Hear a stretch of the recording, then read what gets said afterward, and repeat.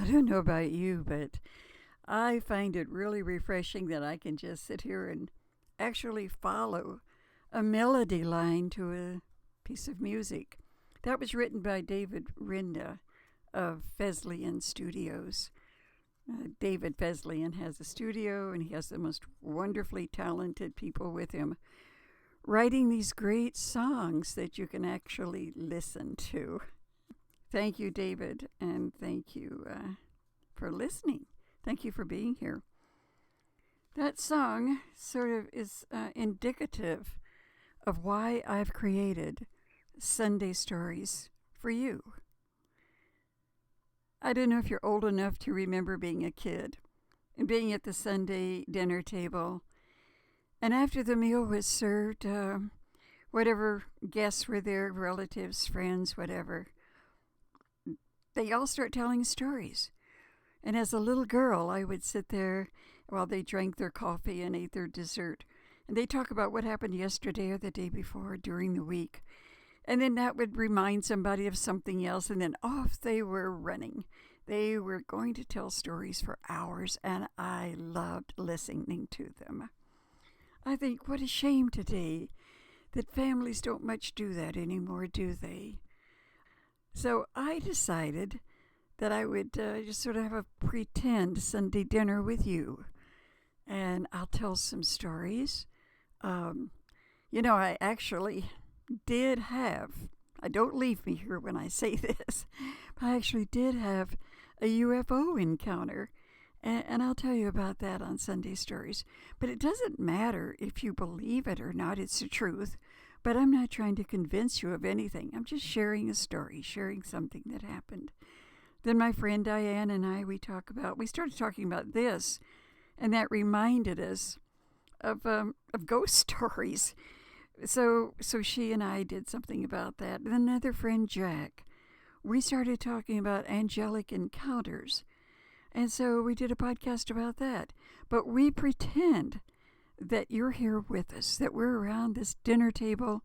We're having a cup of coffee, a cup of tea, whatever it is you want to have.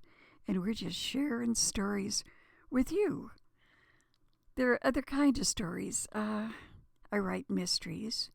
So I'm going to be reading some of my, let me start over. No, not reading. I'm going to be telling you some of those mystery stories.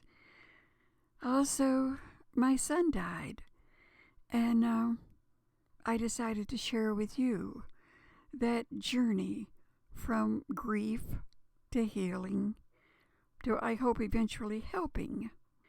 So I'm going to tell these stories that I hope remind you of stories that you can listen to this and then maybe call in somebody that you love or like and say, hey, I just heard a story. You know what that reminds me of?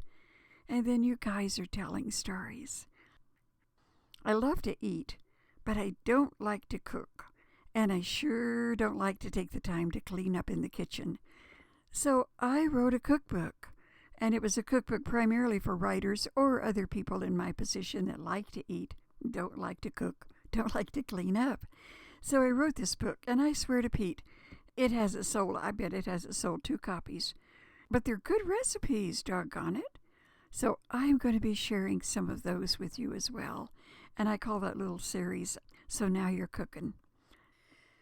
The point I'm trying to make with all of this is that it seems like the world is so noisy today, you know? Everybody's on the internet.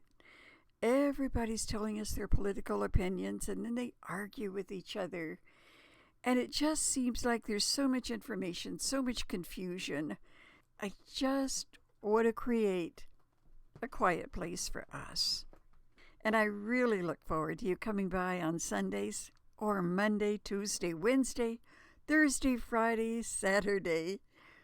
But we'll call it our Sunday dinner and our great Sunday conversation.